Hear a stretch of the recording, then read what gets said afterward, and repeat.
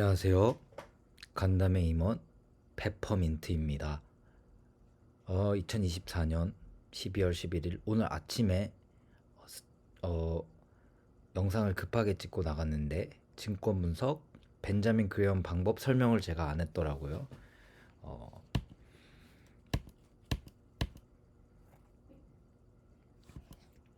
네, 여기 보시면 2,700개를 분석해서 9개의 분산 투자를 했고, 여기 아침에 수익률이 0.3%라고 나와 있는데 지금은 한 2. 몇 퍼센트까지 올랐습니다. 오늘 코스피도 좀 올랐고 코스닥도, 네, 코스피 1%, 코스닥 2% 올랐기 때문에 당연히 제 기업들은 올랐겠죠. 2.3% 올랐네요. 2.35%. 그래서 이 기업들을 어떻게 분석했는지 제가 오늘 아침은 정신도 없고 해서 이것만, 이게 사실 한 시간 동안 매달려서 만든 거거든요. 이것만 급하게 올리고 나갔는데 저녁에 보니까 궁금하실 분들이 있으실 테니까 분명 벤자민 그레엄 방법을 간단하게 설명하도록 하겠습니다. 자, 우선 여기 이 모든 증권 분석에는 한 가지 전제가 있습니다. 전제가 아니라 절대적인 법칙입니다. 우선 민주주의 국가이며 부정부패가 되도록 적고 자본주의 사회에서 투자를 할 때는 반드시 이걸 아셔야 되는데, 자본주의 사회에서는 상장 법인, 즉 우리가 주식회사라고 일반적으로 얘기를 하고, 투자를 하는 코스피와 코스닥의 그러한 기준에 충족해서 상장이 되어 있는 법인들은, 물론 그 어떤 법인들도 사실은 횡령 및 분식회계를 하면 안 되고 할 수도 없다. 처벌을 받기 때문입니다. 단 1원이라도 허투루 쓰면 반드시 처벌을 받습니다. 이게 주식 투자의 가장 큰 원칙이에요. 이렇게 생각을 해요. 삼성전자 주인이 이재용이 아니냐? 아닙니다. 51% 이상은 외국인이 보유하고 있기 때문에 삼성전자의 주인은 국민입니다. 서민이고 해외 투자자들이죠. 이재용 회장님께서 갖고 계신 지분이 절대 49%라고 하더라도 51%의 외국인 보유자들이 이재용 회장님을 해임할 수도 있고 삼성전자의 임원진들을 바꿀 수도 있다라는 말입니다. 물론 여러 가지 편법을 통해서 문어발식으로 혹은 그런 순환 출자 구조로 적은 지분으로 어떠한 기업을 점령할 수 있는 방법들이 있는데 그거는 논외로 하겠습니다. 그것까지 배우시려면 너무 어렵기 때문에, 어쨌든 자본주의 사회에서는 우리가 투자할 수 있는 일반적인 주식은, 그런 주식회사들은 횡령 및 분식회계를 할 수 없다. 하게 되면 엄정한 처벌을 받게 되고 그게 중범죄로 다뤄지기 때문에 피할 수도 없고요. 숨길 수도 없습니다. 우리가 98년 IMF 때 대우가 분식회계를 해서 공중분해가 됐잖아요. 그러니까 원래 기업이 위험하면은 워크아웃 제도를 통해서 정부나 은행 또는 정부 부처 기관들이 살려줍니다. 워크아웃을 했다가, 워크아웃이 쉽게 말하면 파산인 거거든요. 파산 전에 그런 구조 조정을 정부가 개입을 해서 구조 조정을 통해서 회사를 살리는 방향으로 가게 되는데, 횡령이나 분식 회계를 하는 기업은 가차 없습니다. 그냥 공중부세 파산을 선고를 시키고 해산 절차를 통해 채권자들에게 채권을 분배하고 그냥 회사를 공중분해를 시킵니다. 마치 고물상에 갖다 파는 거죠. 그래서 횡령 및 분식 회계를 할 수 없기 때문에 재무제표를 믿을 수 있다라는 또 반증이 됩니다. 그 전제하에 시작하도록 하겠습니다. 증권 분석 방법은 벤자민 그레엄의 안전마진에 의한 가치 투자, 이제 퀀트 투자를 썼고요. 키포인트는 딱 이 네 가지입니다. ROE, 자기 자본 수익률, 자기 자본 수익률 10% 이상, 그리고 PER, P ratio 15 이하, 그리고 PBR 1 이하, 부채 비율 50% 미만입니다. 이 네 가지가 키포인트인데 2,700개 중에 이 조건에 부합한 기업들을 찾다 보니까 많이 나오진 않았어요. 근데 그 중에 또 추리고 추려내서 제가 9개를 찾아낸 겁니다. 자, 조금 더 깊게 설명을 들어가면 벤자민 그레엄의 안전마진에 의한 가치 투자는 어떤 것인가, 여기 멈춰서 읽어보시면 되고요. 안전마진의 개념을 만든 사람인데, 우리가 편의점을 인수를 하고 카페를 인수하는데 1억짜리 매물이 2개가 나와 있어요. 근데 그 편의점 창고 안에는 2억 원어치의 금괴가 있는 겁니다. 그리고 이 1억짜리 카페 매물 안에 들어온 거를 보니까 커피 머신이랑 거기 뭐 여러 가지 기계랑 그리고 테이블이랑 의자랑 유명 디자이너가 인테리어한 그런 조명 같은 게 5억 원어치가 있는 겁니다. 자, 우리가 1억을 각각 주고 이 편의점과 카페를 1억 해서 2억에 인수했을 때 이 편의점은 물론 매달 편의점 수익도 내고 영업도 하겠지만은 2억 원어치의 금괴가 있기 때문에 우리가 1억을 주고 이 편의점을 당장 내일 문을 닫고 2억 원의 금괴를 팔면 수익이 나겠죠? 바보가 아닌 이상 1억 원의 편의점을 2억 원짜리 금괴가 들어있는데 그 누구도 1억 원에 팔고 싶지 않다고 생각할 수 있습니다. 하지만 그런 일이 현실에는 많이 벌어집니다. 왜냐하면 자본주의 사회에서 상장법인은 횡령 및 분식회계를 할 수 없기 때문에 만약에 이 편의점이 1억짜리 주식회사라고 한다면 2억의 금괴가 있다 해도 이 편의점을 설립한 사람이 저 투자왕이든 삼성전자의 이재용이든 2억짜리 금괴를 한 푼도 빼돌릴 수 없다는 겁니다. 법인이기 때문에 그래요. 그거를 여러분들은 법인 한 번도 만들어 보지도 않았고 경영해 보지 않았기 때문에 이해를 못 하겠지만, 법인은 주민등록번호가 하나 부여되는 새로운 사람 같은 겁니다. 그렇기 때문에 이런 일이 주식회사에서는 빈번하게 발생을 하게 됩니다. 왜냐면 1000억, 1조, 10조짜리 기업 가치를 키우게 되면 그 기업의 역사가 20년, 30년, 40년 이렇게 오래될 때마다 부동산을 살 수도 있고요. 그 중간에 자동차를 살 수도 있고 특허권을 살 수도 있는데, 그게 갑자기 어떤 계기로 10배, 100배, 1000배가 오르는 경우도 있죠. 그럼 그 기업 가치보다 그 금괴의 가치가 커지는 경우가 굉장히 많습니다. 오래된 기업일수록 많아요. 그걸 벤자민 그레엄은 안전마진이라는 개념으로 불렀고, 이런 1억의 매물이 나와 있는데 그 안을 자세히 들여다보니까 금괴가 2억이나 3억 원어치 있는 이런 꿀단지 같은 기업들을 찾기 시작하면서 수학적인 공식들을 만들어서 투자를 하기 시작했던 게 바로 벤자민 그레엄입니다. 한마디로 완벽하게 안전한 투자 이론인 거죠. 그게 가능하냐? 가능합니다. 단 2,700개 중에 제가 분석해 보니까 이 기준에 맞는 기업은 10개도 안 됐다. 있긴 있는데 많이 없더라. 있긴 있다. 이렇게 생각하시면 되겠습니다.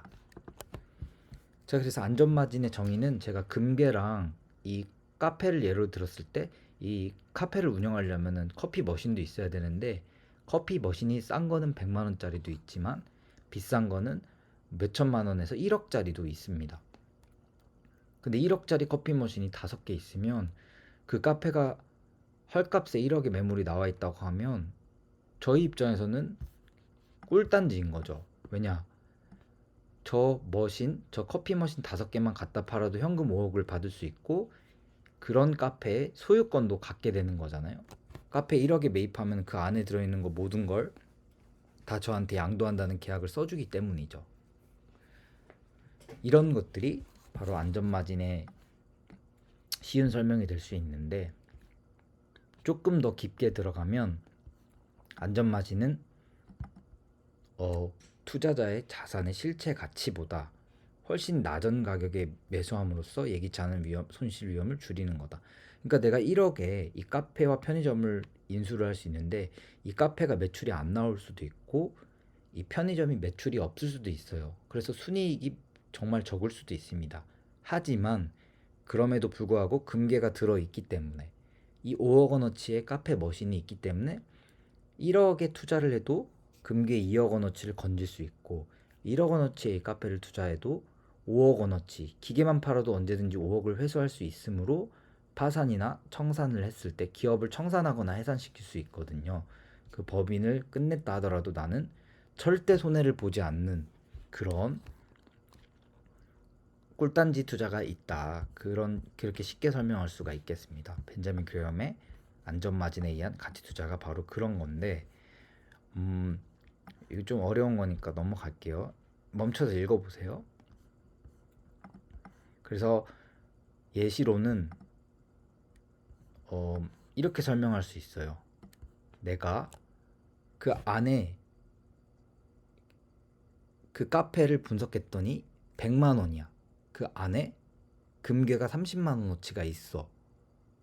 그리고 그 카페는 이미 시세가 70만 원으로 형성이 되어 있어. 이렇다고 가정했을 때 만약에 70만 원에서 그 카페가 거래된다면 내가 70만 원 주고 그 카페를 살 수 있잖아요. 사자마자 30만 원의 금괴의 가치만큼의 이익을 얻을 수 있다. 그리고 수학 이론상 평균 회귀의 법칙, 대수의 법칙이라고 해서 이 거래가 반복되고 시간이 길어질수록 100만 원의 수렴이 됩니다. 이것도 어려운 개념인데 쉽게 얘기를 하면 시간이 지날수록 기업의 본질 가치대로 시장 가격은 움직인다. 따라서 지금 시장에서는 70만 원에 판매가 되고 있는 이 주식을 시간이 지나기만 해도 그냥 100만 원으로 점점 슬금슬금 다가가게 된다. 그러므로 그렇게 해서 이 30%의 안전마진만큼 올랐을 때 판매를 하는 것, 그게 바로 벤저민 그레엄의 투자 방법 쉬운 설명이 되겠습니다. 안전마진이 중요한 이유는 뭐냐? 리스크 완화가 있죠. 이를테면 이번에 계엄령이라든가 아니면 당연한 거 아닌가요? 1억짜리 기업을 살 때 내가 꼼꼼히 확인하고 그 안에 고철은 얼마나 있는지, 현금은 얼마나 있는지, 기계는 얼마짜리가 있는지, 그래서 최대한 건질 수 있는 거를 건져야 되잖아요. 그런 관점이 이렇게 쉽게 설명할 수 있을 것 같고, 수익 극대화도 마찬가지입니다. 1억을 투자했을 때 안에 2, 3억짜리 금괴가 있다는 건 그냥 3배, 두세 배, 2, 300%의 수익을 극대화시킬 수 있는 개념이 되는 거죠. 게다가 이 기업이 삼성전자처럼 앞으로 성장을 해나간다면 금괴뿐만이 아니라 안전마진뿐만이 아니라 이 기업의 본질적인 성장성까지 또 추가할 수 있기 때문에 수익 극대화를 시킬 수 있겠죠. 그리고 감정적 투자를 방지하게 됩니다. 가령 계엄령이라고 팔진 않겠죠. 내가 1억짜리 편의점을 인수하는데 그 안에 사실 3억짜리 금괴가 있어.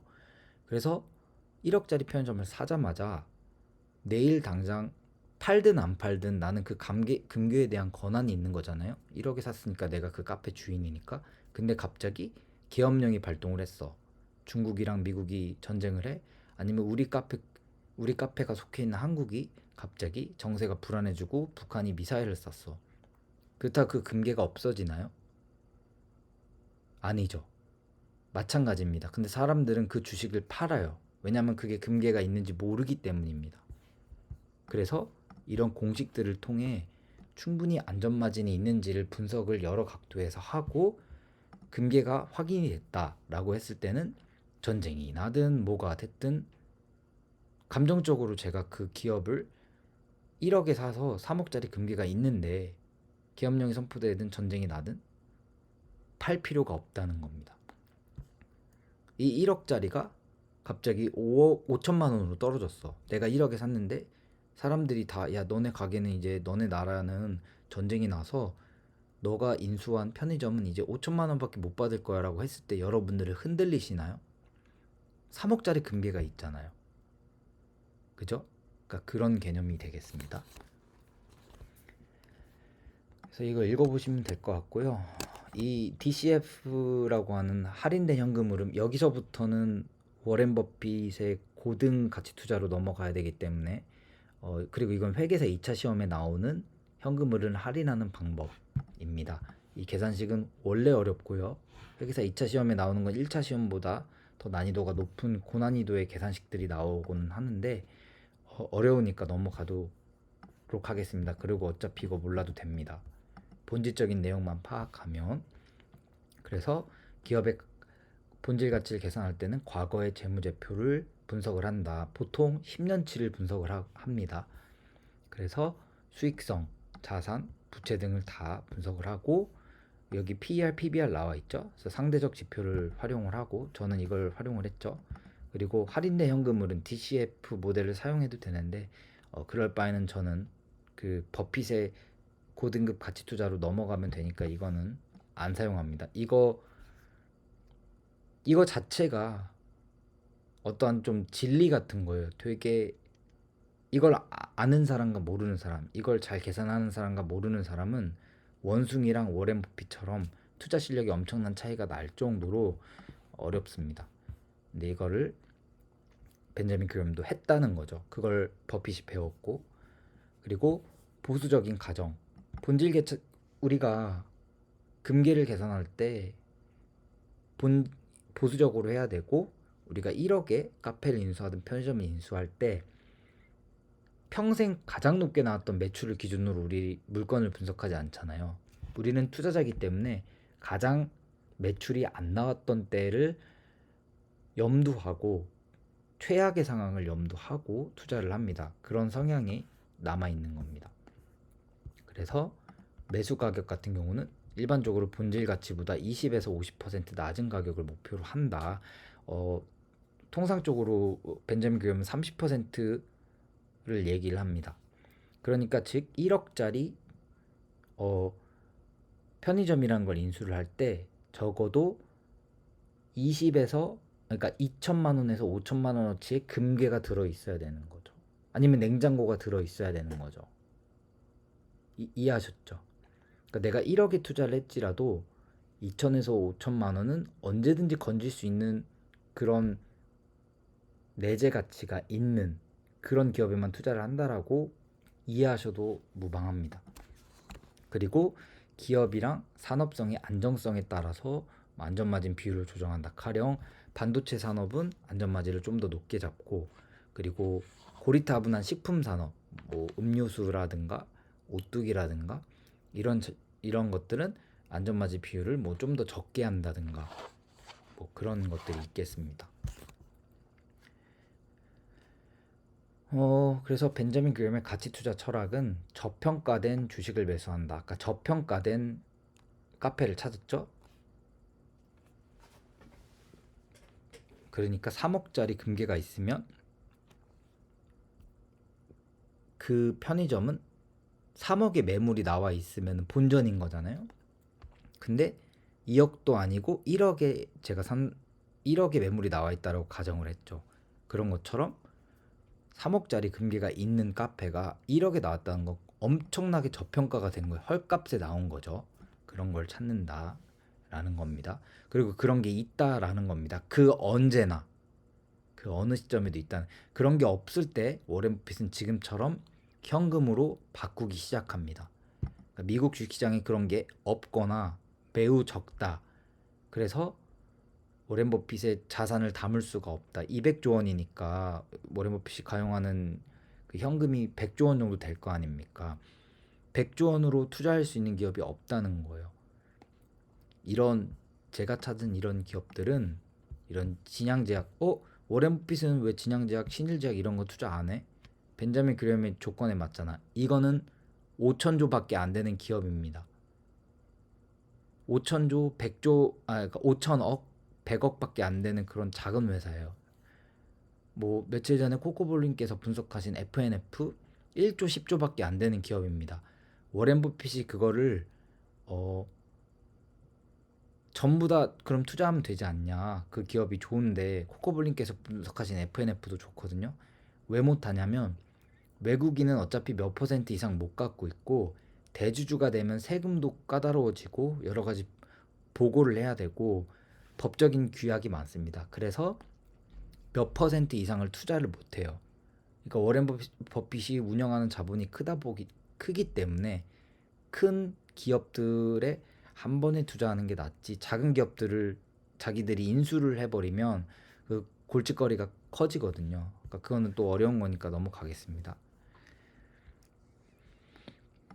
그래서 장기 투자를 하는 것을 원칙으로 한다. 그러니까 여기서 장기 투자는 단기적 시장 변동을 무시한다. 그러니까 계엄령 전에 투자를 했는데 계엄령 때문에 떨어졌어.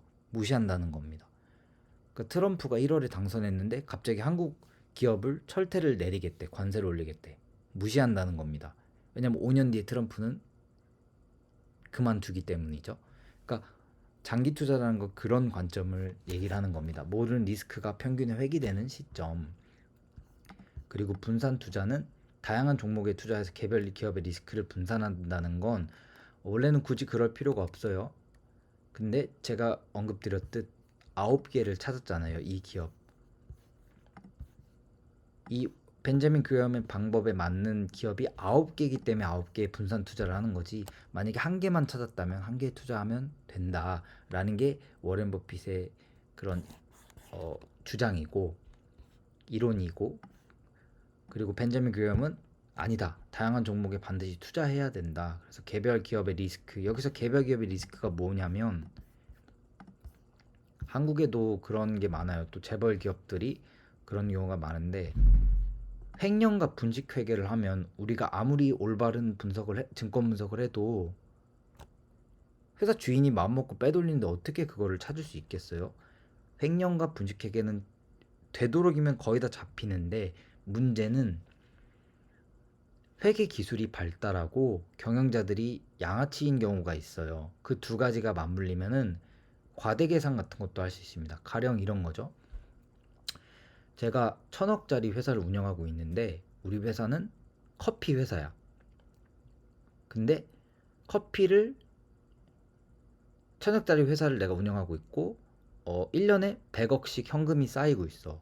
그러면은 나한테 투자했던 사람들이 1년에 100억씩 쌓이니까 야 경영자야, 너 나한테 100억 쌓였으니까 내가 너네 회사 지분 50% 갖고 있지? 100억의 50%인 50억 배당을 해줘. 이렇게 요청할 수 있잖아요. 그죠? 근데 횡령과 분식회계라는 건 뭐냐면 내가 1,000억 안 벌고 있는 것처럼 조작을 하는 거죠. 야, 나 사실 50억밖에 못 벌었어. 그럼 950억을 어디 숨기는 거. 그게 빼돌리면 횡령이 되는 거고, 이중장부를 만들어서 어떻게 뒤늦게 보고한다거나 잘못된 보고를 의도적으로 해서 나중에 수정한다거나 이런 여러 가지 기술들이 있는데, 요즘에는 어떤 게 있냐면 1,000억짜리 기업을 내가 운영하고 있고 100억씩 순이익이 따박따박 났는데 그거를 이제 50%의 내 친구가 50% 지분을 갖고 있어서 100억을 벌었으니까 50억 원을 배당을 줘야 되잖아요. 수익을 분배를 해야 되는데 너무 배알이 꼴리는 거지. 일은 내가 다 했는데 저 투자자 놈이 뭘 했다고, 돈만 많지 자기가 경영을 해서 뭘 했어. 그래서 내가 커피 원두 업체를 하나 설립을 합니다.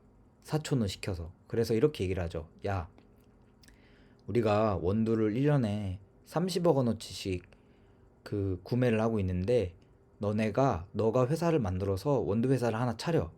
대충 차려, 아무거나 그냥. 그리고 아무 원두나 나한테 80억 원에 팔아라. 그러니까 30억 원어치 원두를 내가 지금 사고 있는데 저 납품업체를 내가 계약을 끊을게. 그리고 너가 내 친구니까 대충 원두 업체를 차려. 내가 도와줄게. 그래서 너는 똑같은 30억 원의 원워치의 원두를 나랑 리베이트 계약을 하자. 너가 80억으로 입찰을 넣으면 내가 너네 회사를 통과시켜 줄게. 어차피 이 1,000억짜리 회사 경영은 내가 하고 있으니까. 그러면 너가 80억 원을 받아서 30억 원으로 그 원두값 지불하고 50억을 현금으로 세탁을 깔끔하게 해서 세탁하면 한 20%에서 30% 들거든요. 그래서 그거 50억 세탁하면 그래도 한 3, 40억 나오니까 그걸로 너랑 나랑 현금으로 20억, 20억씩 나눠 갖자. 어때? 콜? 개꿀리지? 야, 이거 오래 하자는 거 아니야. 딱 1년만 하자. 그리고 다시 그 전에 사용하던 30억 원씩 했던 그 원래 원두 납품업체로 돌아가면 돼. 야, 너 이런 짓 왜 하는 거야? 아니, 내가 열심히 일하는데 나 경영자로 월급 1,500만 원밖에 안 주잖아. 너는 지금 100억 원어치의 수익을 내게 해줬는데 이 1,000억짜리 기업에 100억의 수익을 내게 해줬는데 제가 50억 달라 그러고 나는 경영자기 때문에 지분이 없어서 배당을 받을 수도 없단 말이야. 우리끼리 해쳐먹자. 근데 단 합법적인 한도 내에서 그런 방법들이 있다는 겁니다. 그거를 이미 그 이 증권 분석을 만들었던 그 벤자민 그레엄의 1950년대, 20년대부터 30년대부터 50년대까지도 미국 기업에서 만연했다는 겁니다. 그런 것들이.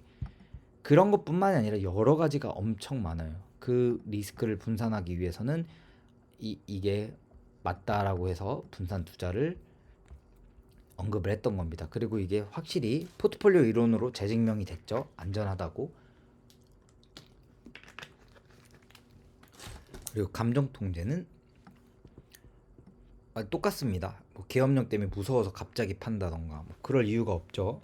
기업을 분석하면 그럴 이유가 없다는 겁니다. 그래서 뭐 안전마진 실전 적용 사례 아까 제가 카페랑 편의점 얘기했지만 뭐 가령 어떤 기업의 주가가 5만 원이야. 근데 내가 분석을 해보니까 10만 원이야. 내재 가치가 10만 원이야. 그러면 50% 할인된 가격에 지금 판매되고 있는 거잖아요. 마치 샤넬 혹은 벤츠 같은 자동차가 50% 할인된 가격에 판매되고 있는 거예요. 마치 1억짜리 금괴가 5천만 원에 판매되고 있는 거죠. 그럼 5천만 원에 사서 그냥 옆에 금은방 가서 팔면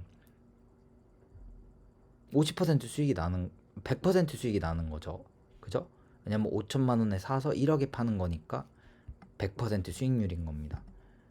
그래서 안전마진이 중요하다. 그리고 이 갭이 클수록 리스크 대비 변수가 있음에도 불구하고 안정적인 수입을 얻을 수 있는 가능성이 높다. 이것도 대수의 법칙이랑 평균회계의 법칙으로 이미 증명이 됐어요. 그걸 두 눈으로 보고 버핏이 그 기술을 배워서 자기 회사를 차린 겁니다. 아무튼 여기까지. 자, 또 길고 지루한 영상을 올렸는데 제가 저 페퍼민트가 1대 투자왕이죠.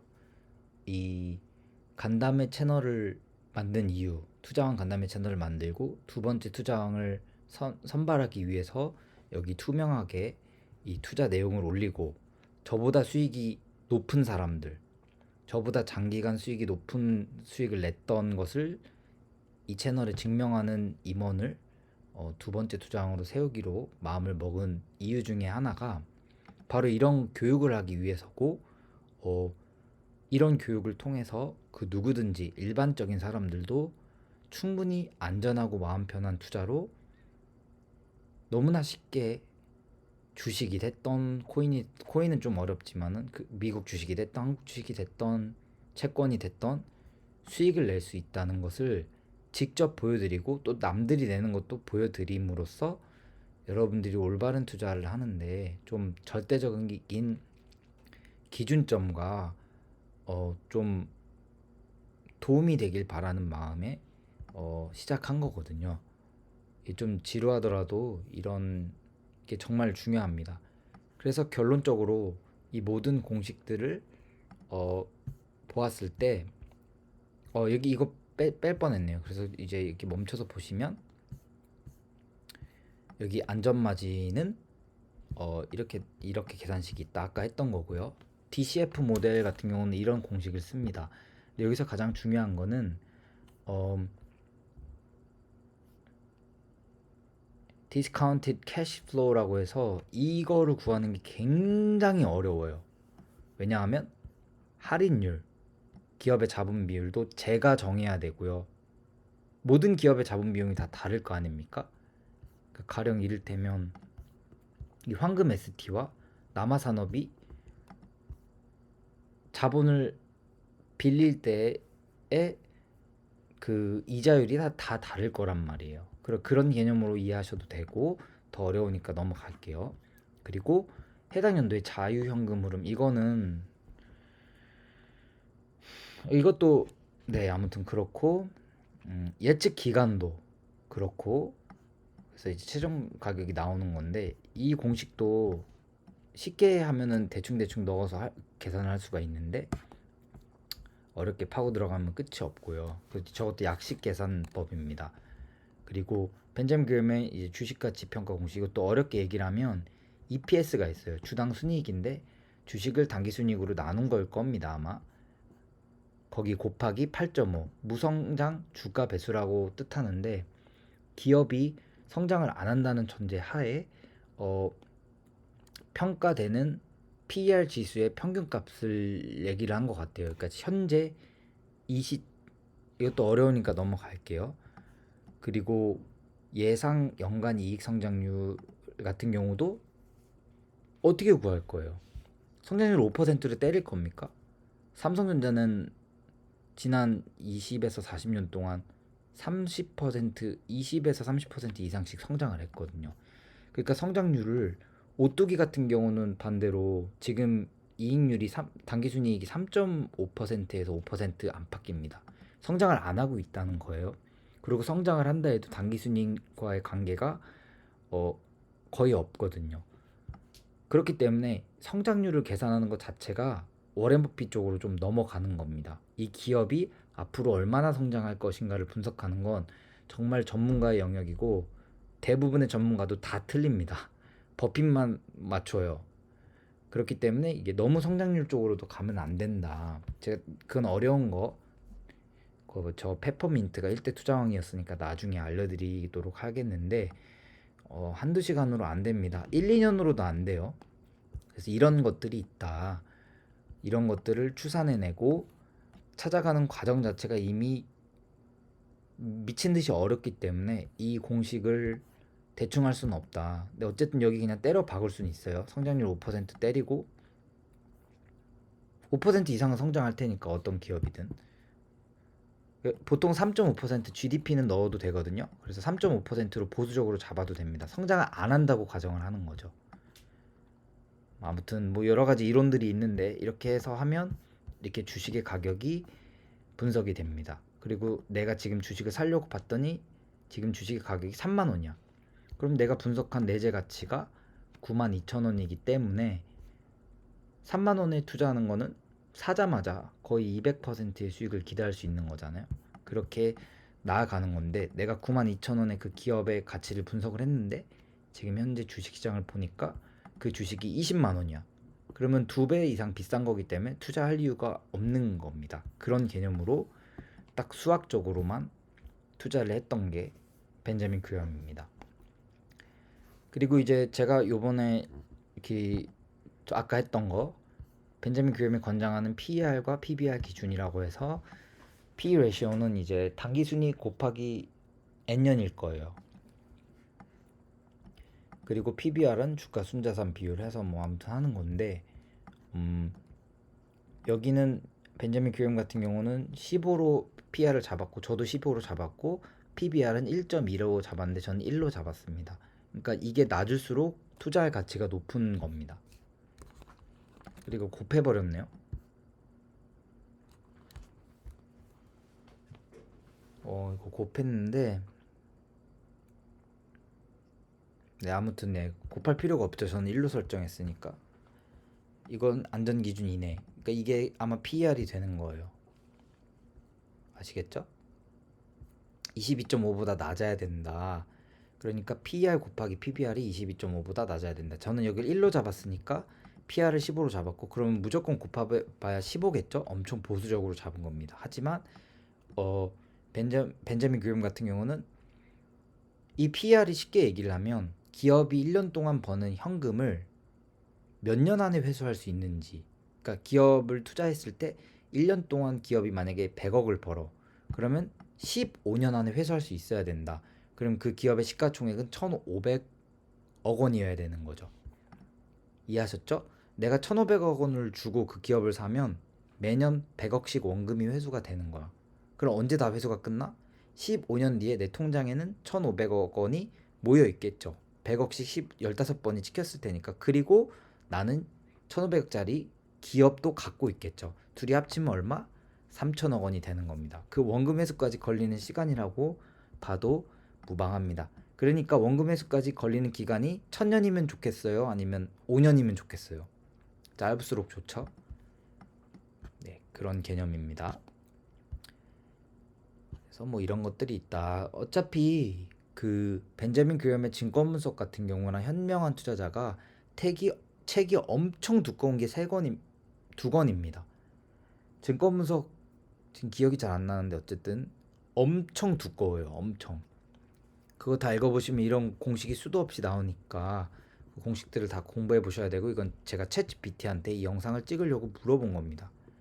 어쨌든 이런 수많은 것들을 10년 이상 제가 공부를 했고, 이번에는 워렌 버핏의 방법이 아닌, 필립 피셔의 방법이 아닌 증권 분석 방법 중에 벤자민 그레엄 방법을 선택해서 지금 이 9개를 투자를 했다. 그리고 나머지 2,700만 원은 이 버핏이랑 필립 피셔의 방법을 써서 기업을 찾아보려고 노력할 건데, 그게 더 어렵다. 훨씬 더 어렵다. 그래서 빨리 하기 위해서 이거 먼저 투자를 했다 라고 설명을 드리면서 마치도록 하겠습니다. 아무튼 이거 어려운 영상인데 여러분 돌려보시고 부족한 거는 책을 직접 사서 읽어보시기 바랍니다. 벤자민 그레엄 책이 어차피 2권인가 3권밖에 없어요. 돌아가시기 전까지 쓴 책이. 그래서 너무나 훌륭한 명저이기 때문에 꼭 읽어보시기 바라고, 이 다음 영상 때 또 뵙도록 하겠습니다. 그럼 투자왕 간담회 임원 페퍼민트였습니다. 좋은 밤 되세요.